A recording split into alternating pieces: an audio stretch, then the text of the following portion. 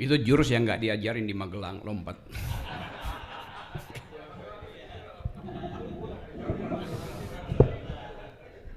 Oke, teman-teman semua. Ketika pembubaran paksa beberapa waktu yang lalu di forum yang sama, wartawan tanya saya, apa hubungan Rocky Gerung dengan FTA tuh? Sekarang saya terangkan dulu the origins dari forum Tanah Air. Satu waktu beberapa tahun lalu, Tata, saya ada di New York kasih ceramah untuk membayangkan the near future of the nation itu. Apa yang di masa depan yang agak dekat itu.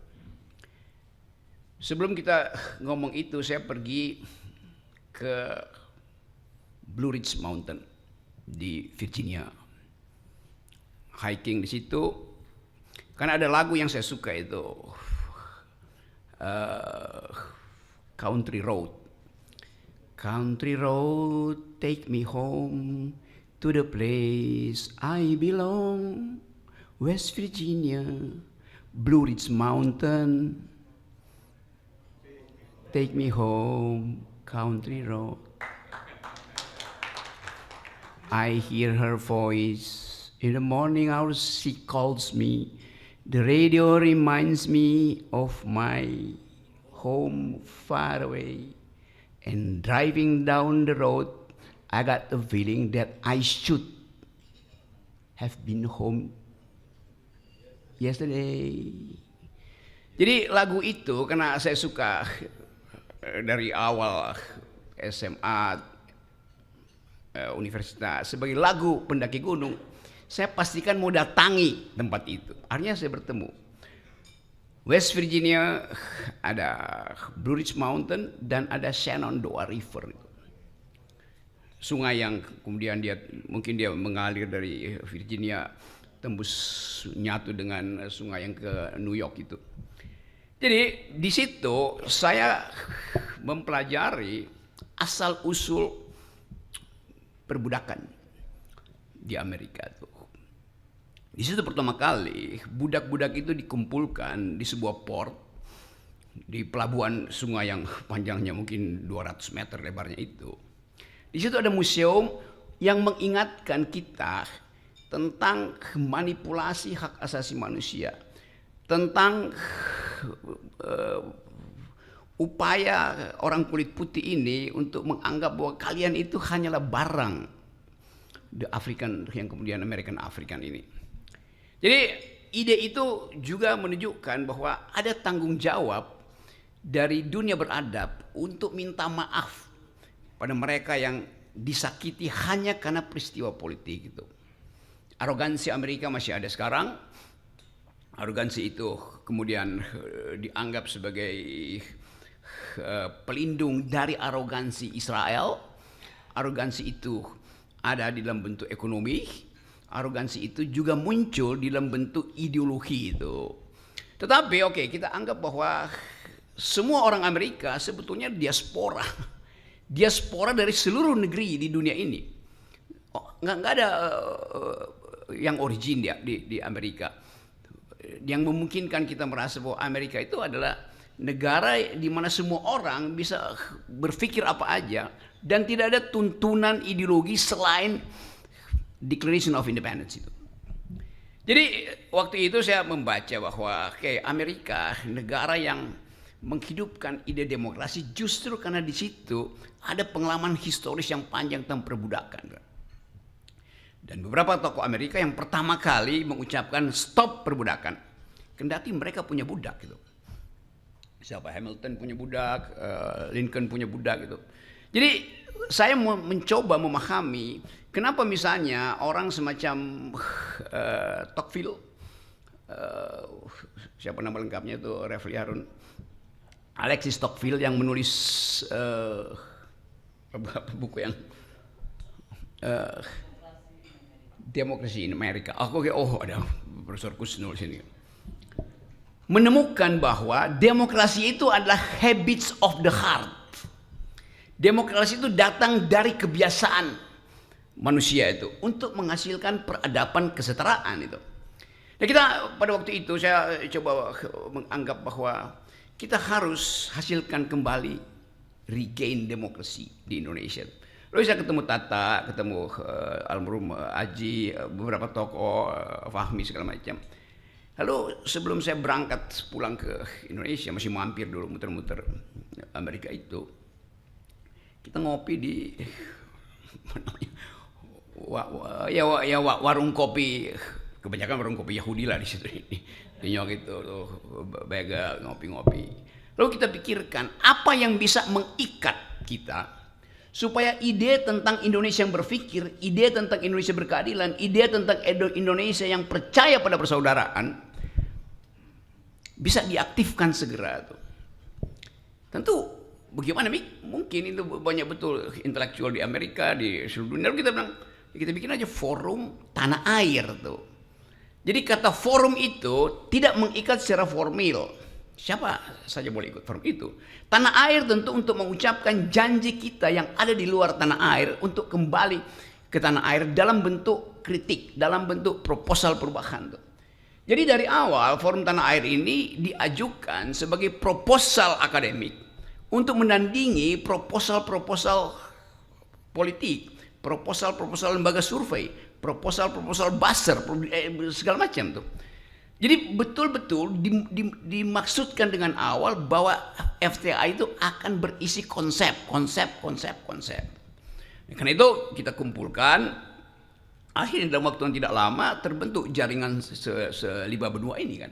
Jadi itu ide dasarnya itu, the origin of the ideas of Forum Tanah Air itu. Tapi kemudian Forum Tanah Air melihat bahwa ada hal yang lebih konkret yang mesti dilakukan, itu mengawasi kekuasaan. Jadi Anda lihat, bayangin, paradigmnya adalah ideas, tetapi kebutuhan konkret kita adalah mengawasi kekuasaan. Pada itu kekuasaan Jokowi. Jadi ide politik, daily politics, current politics akhirnya juga masuk menjadi kepentingan kita. Itu dasarnya tuh, supaya nggak ada lagi pertanyaan kenapa Forum Tanah Air berpolitik, padahal idenya adalah desain konseptual. Kenapa Forum Tanah Air dihasilkan justru dari Amerika, dianggap ini adalah bagian dari cawe-cawe kaum liberal atau libertarian, bukan. Jadi sebetulnya sejarah ini menunjukkan ada kepentingan dari teman-teman di luar negeri yang tidak mampu mengakses secara real time apa yang terjadi di Indonesia dalam bentuk gosip segala macam.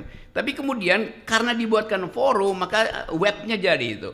Jadi kita anggap bahwa ini adalah nexus of thought, itu jaringan pikiran yang memungkinkan kita share ideas. Itu dasarnya. Nah, kalau dia berkembang akhirnya sampai dibubarkan, itu pertanda bahwa ide yang hendak kita selundupkan ke Indonesia, ide yang hendak kita investasikan ke Indonesia itu tidak disukai oleh kekuasaan.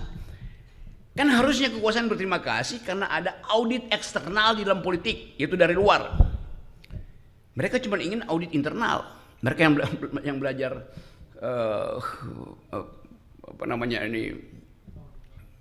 akuntansi tahu bahwa di audit eksternal justru lebih jujur daripada di audit internal.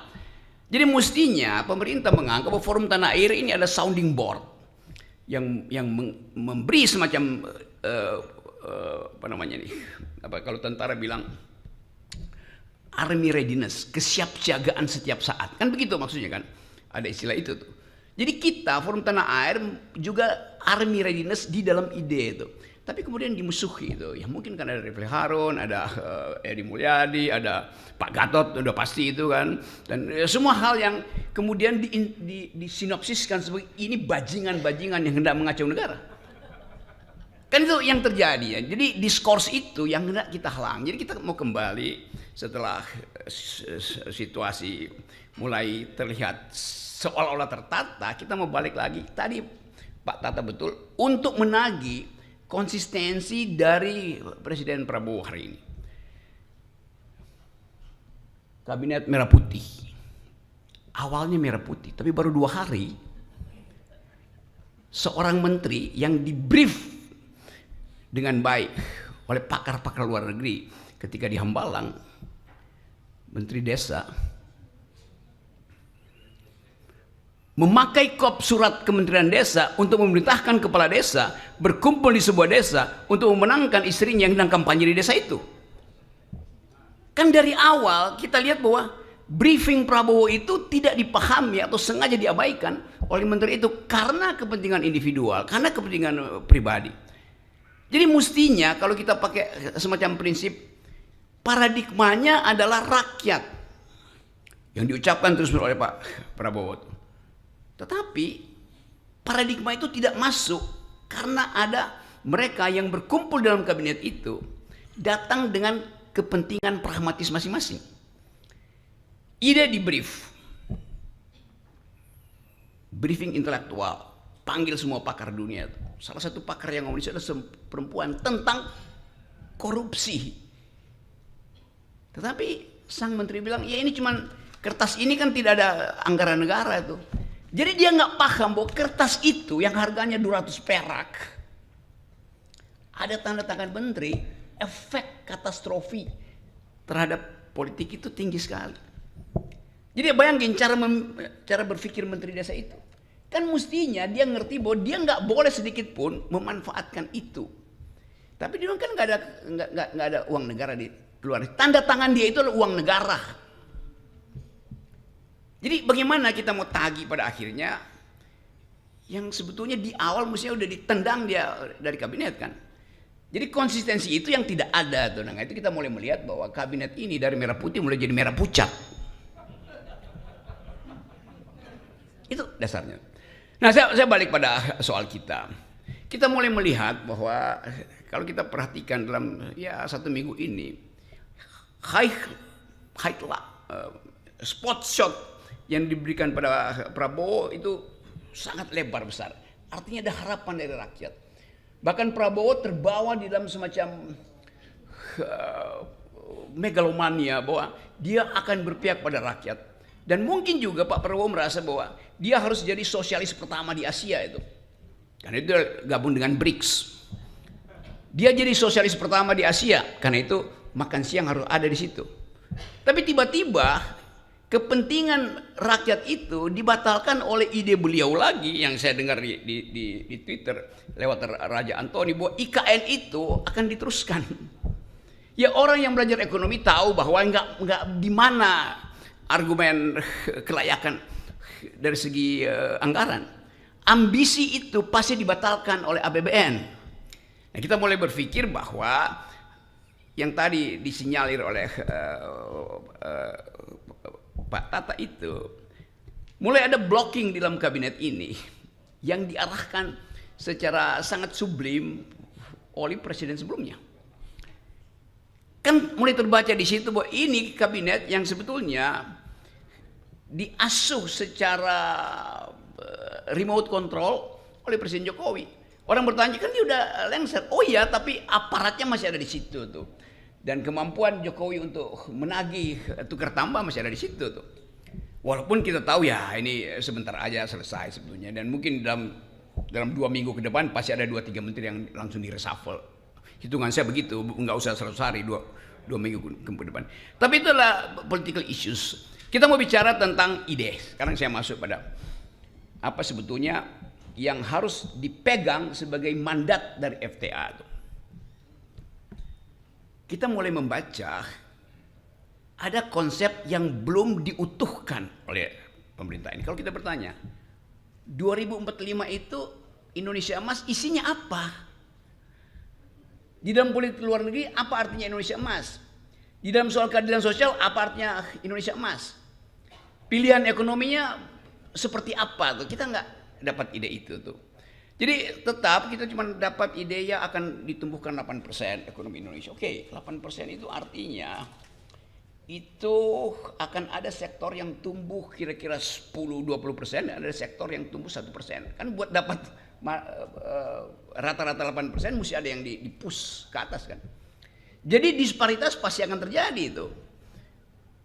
Ekonomi akan jadi panas. 8% kan itu, coba tanya Bapak Antoni, 8% artinya saya beli bajai dan lalu saya suruh ngebut di jalan tol 120 km per jam. Rontok mesinnya tuh. Benar Pak Antoni konsepnya. Belum lagi kita mau tagih konsep 8% itu, grossnya 8%, berapa persen ecological footprint yang disumbangkan oleh pabrik-pabrik yang akan mengoperasikan 8%. Berapa banyak deforestasi yang disebabkan oleh ambisi 8%. Berapa banyak tanah-tanah di pantai utara yang juga akan dikendalikan oleh oligarki itu yang diperjuangkan terus oleh Pak Said Didut.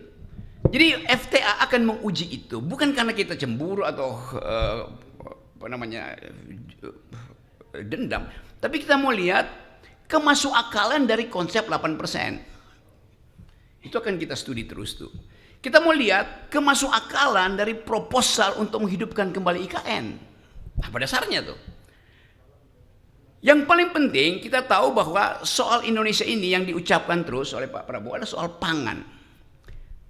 Apakah pangan ini betul-betul didesain dalam upaya untuk mengatasi krisis pangan? Atau desain ini sebetulnya udah dibaca lebih awal oleh 2-3 orang yang menguasai ekspor impor pangan dan mulai menyodorkan sesuatu sebagai umpan untuk memperoleh kepentingan, keinginan di Papua, di Kalimantan. Jadi kasak-kusuk ini soal pangan dan soal pertumbuhan ekonomi itu adalah hal yang akan kita riset terus. Kita tentu akan riset bagaimana kemungkinan terburuk kalau pembekalan, sebut aja pembekalan intelektual di Hambalang itu kita uji akibatnya apa. Coba kita saya kasih contoh. Saya baca banyak tentang si John yang kasih pembekalan tentang politik luar negeri itu. Orang yang punya perspektif realis dalam studi politik internasional itu John last name dia itu. Kenapa John ini yang dipanggil untuk membekali menteri-menteri itu? Bukankah John ini adalah seorang yang pro perang, bukan pro damai, sementara Indonesia adalah memilih untuk bahkan menjadi pasifis sebetulnya. Sementara metode yang diterangkan oleh narasumber ini adalah metode kaum realis. Civis pacem para bellum, kalau Anda ingin damai bersiaplah untuk perang. Kan beda paradigmanya. Dan lebih dari itu, begitu diterangkan soal ekonomi oleh macam-macam dari 8 sesi itu, kita bertanya, ngerti nggak mereka yang di brief di Hambalang dalam 2 hari itu? Dalam bahasa Inggris pula diterangkan itu kan, ya mungkin pakai interpreter. Tetapi kelihatannya nggak ada yang paham itu. Kalau saya bicara dengan mereka yang ada di situ, ya mungkin 2% sih ini paham. Karena waktu itu dia cuma ya gini-gini, padahal sebetulnya dia mesti angkat tangan bertanya tuh. Jadi diskurs intelektual tidak terjadi di Hambalang. Saya sebut diskurs intelektual. Narasinya ada, tapi without diskurs. Bagaimana mungkin pembekalan itu tanpa debat? Konsep yang bertentangan. Jadi kita mulai menganggap bahwa komposisi kabinet ini tidak diasuh secara paradigmatik untuk menghasilkan sesuatu yang betul-betul konseptual. Gak ada paradigma di situ. Indonesia paradigmanya damai, tapi yang diundang mengajarkan tentang cara bertahan dalam perang itu. Sementara kita tahu bahwa ya itu peralatan perang kita itu ada bekas, semua barang bekas. Persenjataan kita. Jadi itu satu poin. Sehingga saya menganggap bahwa ini tadi saya ngomong sama Ersuben Arif, ini kayak orang naik gunung, karena saya suka naik gunung. Itu berebut tiba di atas, padahal tendanya cuma satu tuh. Hancur, kedinginan, segala macam. Ini kabinet yang berupaya untuk cepat-cepat tiba di puncak gunung dengan mengandalkan orang yang di depan itu bawa tenda 10, padahal tendanya cuma satu. Bagaimana mungkin bisa survive di dalam situasi turbulensi misalnya. Tapi oke, itu ide mereka. Kita kasih semacam dugaan awal bahwa akan ada krisis pertama, yaitu dari dalam bentuk organisasi sendiri itu.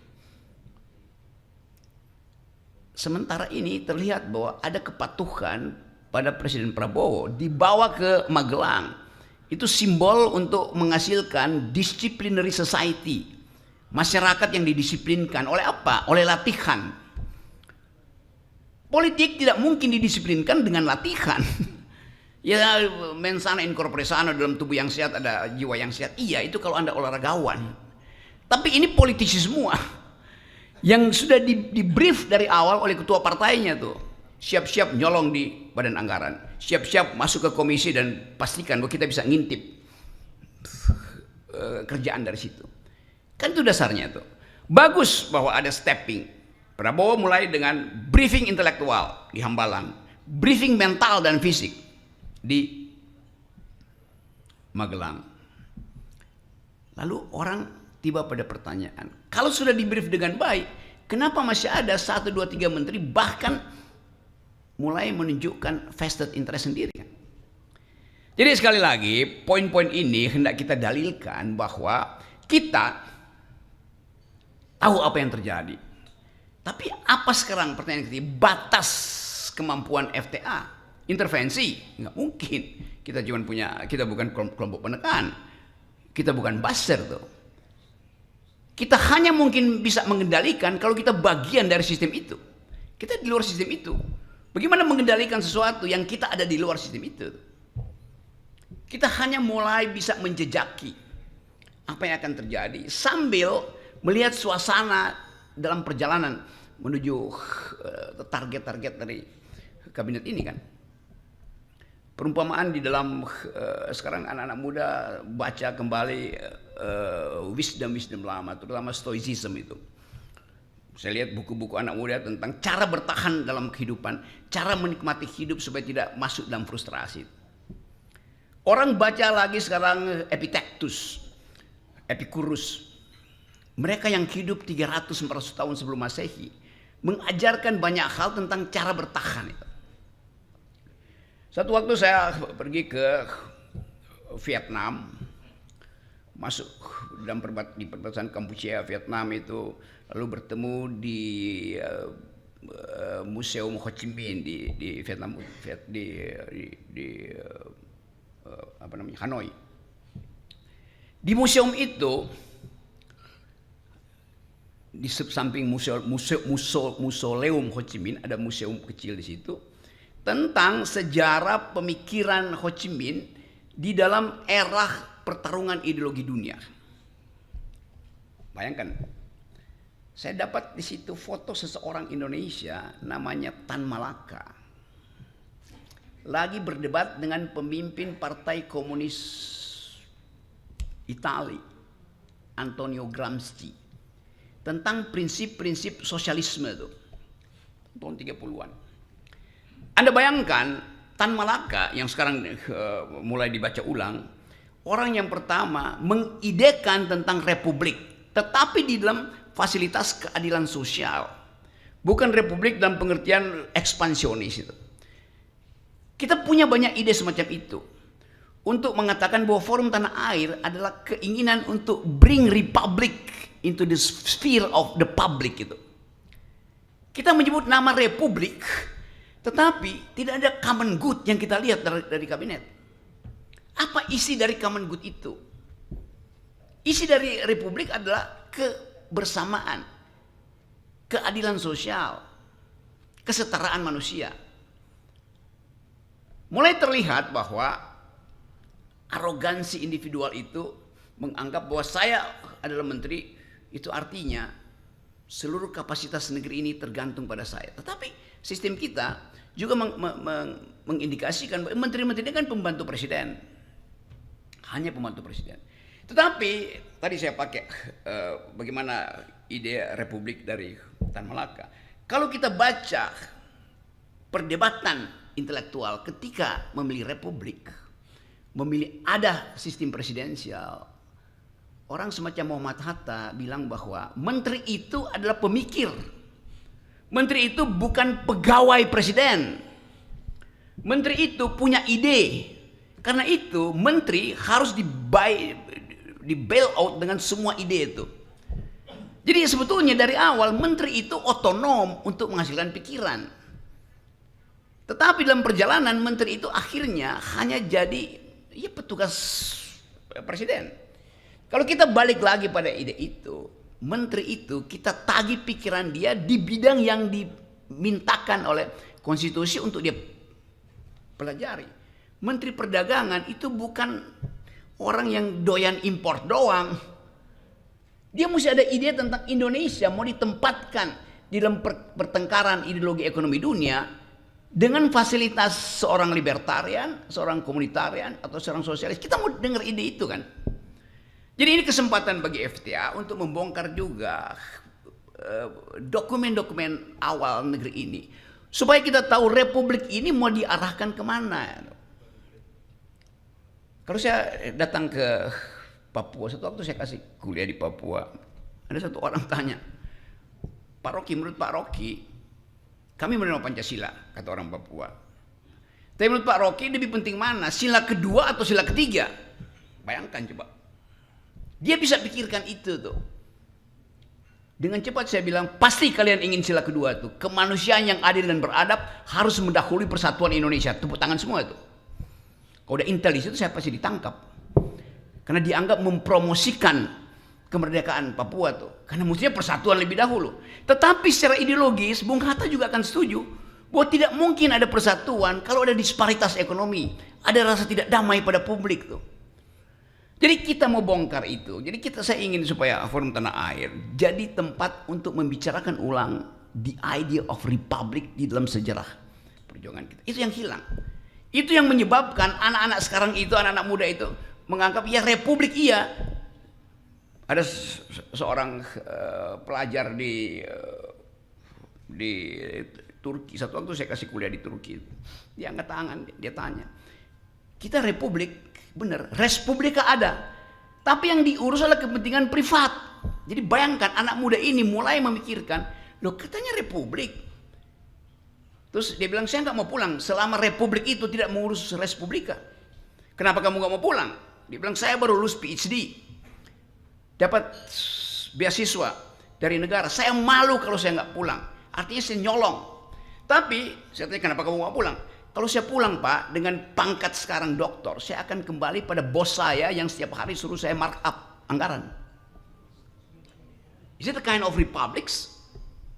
Jadi anak-anak muda ini juga mulai cemas melihat bahwa mereka tahu, akhirnya mereka mulai membaca sejarah pembentukan republik.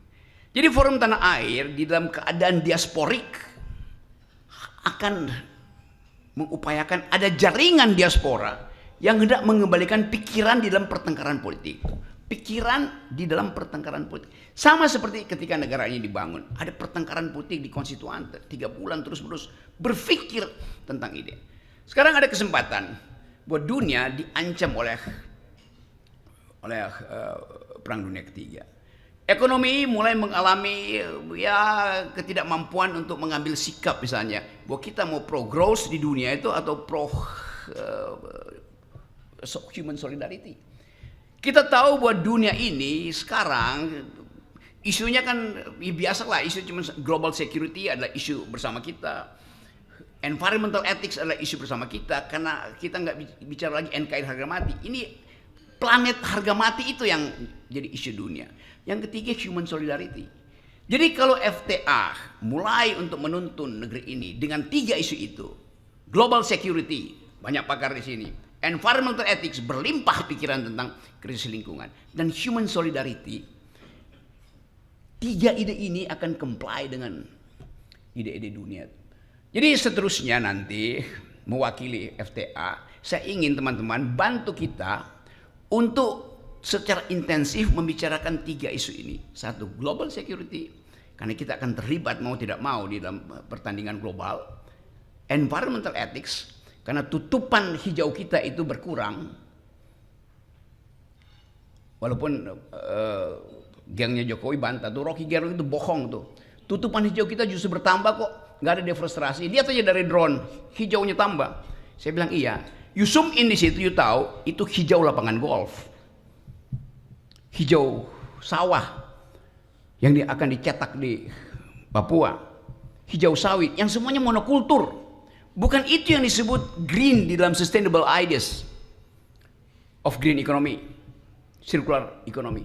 Jadi sekali lagi, tadi saya bilang apa? Jadi FTA punya 3 kurikulum. 1, kita akan pantau global security, termasuk posisi Indonesia di dalam persaingan global security ini. Yang kedua, environmental ethics, ini penting sekali. dasarnya. Saya masih ada waktu nggak? Saya mau terangkan agak panjang nih supaya sekaligus kita dapat ya. Soal environmental ethics. Satu waktu saya ngopi di mana lagi ya? Di Budapest. Hungaria. Anak muda datang, nawarin kopi. Saya bilang, kita Indonesia punya kopi. Apa kopinya? Gayo. Dia bertanya, anak muda ini, Gayo ada di Aceh. Dia Google, lalu dia tanya, kopi yang Anda unggulkan itu ditanam di bukit nomor berapa? Panik saya. Dia tahu bukit-bukit itu. Karena udah dipetakan, bukit 1, 2, 3, 4. Dia bisa tunjukkan, iya ini kopi yang enak. Tetapi kira-kira 6 bulan lalu, bukit itu masih hutan. Kenapa sekarang jadi kebun kopi? Jadi itu yang mau saya terangkan, bahwa tidak mungkin kita lolos dari mungkin mata dari Elon Musk yang pasang Starlink di atas kita kan. Itu yang saya ingin supaya kita mengerti bahwa semua hal yang kita bicarakan juga connected dengan ide-ide dunia. Saya ngomong tentang hilirisasi. Anak muda Eropa angkat tangan. Memang ada hilirisasi. Energi di hilir itu bagus. Tapi problemnya bukan apa yang ada di hilir, tapi yang ada di hulu. Apa yang ada di hulu? Kotor secara politik, bersih secara hilir, kotor secara politik. Dan itu juga yang diiakan oleh Hasyim Johanikusumo kemarin. Bahwa 10 orang Indonesia itu menguasai industri hulu itu tanpa ada persaingan di dalam lelang yang masuk akal. Jadi ada monopoli di hulu itu bagi orang Eropa, itu anak-anak muda Eropa terutama, itu hanya kotor secara politik karena cuma ada 4-5 pemain nikel. Jadi kita mesti lihat cara berpikir baru itu, bahwa orang nggak persoalkan energinya bersih, tetapi diperoleh dengan cara bersih apa tidak. Jadi FTA karena ini adalah diaspora, ada di mana-mana di 5 benua. Juga kita akan kumpulkan narasi-narasi kecil supaya kita mengerti bahwa suatu waktu anak muda Eropa ini dia akan ban kita karena menganggap kalian do not speak environmental ethics. Produk-produk kita akan di ban di sana. Tentu mereka pasti akan minta partai buruh atau partai hijau di situ untuk jangan bantu Indonesia tuh. Kampanye anak-anak muda ini melampaui kemampuan partai politik seluruh dunia. Di kita juga mulai begitu. Kampanye sosial media anak-anak ini itu yang mesti kita perhatikan. Mampu untuk merubah konstelasi politik tuh. Viral semua tuh. Jadi suara anak muda ini juga akan jadi perhatian FTA, bahwa mereka lah yang memang berhak untuk menghasilkan masa depan. Dan bagi kita yang ada di sini sekarang, kita ingin ingatkan bahwa yang kita sebut sebagai kabinet hari ini sebetulnya itu hanya semacam kompilasi dari bermacam nada tanpa partitur tunggal di situ. Jadi kemampuan itu yang saya kira kita bisa bicarakan hari ini. Tentu kita akan masih bahas hal-hal yang lebih teknis. Tapi saya ingin FTA itu mengucapkan the politics of hope. Di belakang kita ada politics of memory. Dan supaya kita tidak terjebak pada seolah-olah kita paham semua hal. Padahal sebetulnya hanya karena kita tidak ada di dalam kesempatan untuk ada dalam kekuasaan. Bukan tidak berarti kita tidak boleh memantau kekuasaan itu. Tadi saya masih pakai teori stoicism itu filsafat yang mengajarkan keteguhan hati, bahkan memanfaatkan kesulitan itu untuk membekali diri dalam kesulitan kita yang kita nggak ada di dalam. Kita nggak mungkin kontrol yang ada di dalam, tetapi kita bisa katakan bahwa kita di dalam perjalanan menuju 2029 kita tahu apa yang sedang terjadi. Satu waktu Epictetus itu kasih semacam metafor. Bayangkan ada kereta yang dikendalikan oleh seseorang, di belakangnya terikat anjing yang harus ngikutin kereta itu. Tapi karena tali anjing itu panjang, si anjing itu kadang-kadang bisa melirik ke kiri, bisa melirik ke kanan. Sementara si kusir kereta itu dia cuma lurus pandang ke depan. Anjing ini punya kemampuan untuk menangkap energi kiri kanan, punya kesempatan untuk menyaksikan panorama yang lebih indah daripada si kusir. Tentu kita bukan anjing. Tetapi kita ingin manfaatkan perumpamaan itu bahwa di dalam keadaan di mana kabinet dikontrol oleh sang kasir, sang kusir atau sang kasir di baliknya, kita manfaatkan kelegaan kita untuk membaca keadaan. Jadi ada yang formal, tetapi ada yang informal.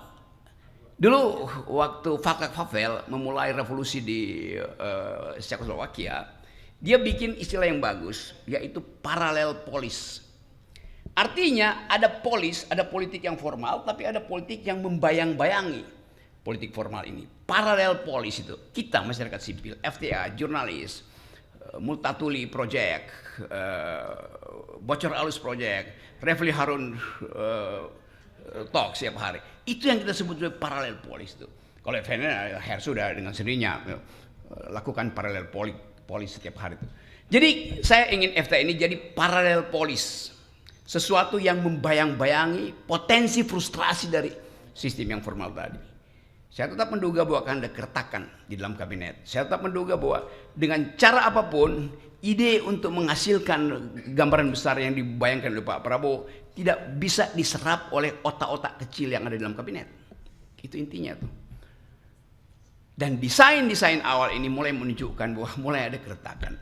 Jadi sebelum kita masuk pada halusinasi kabinet, kita pastikan bahwa kita ingin menghasilkan kembali Indonesia yang berpikir. Assalamualaikum warahmatullahi wabarakatuh.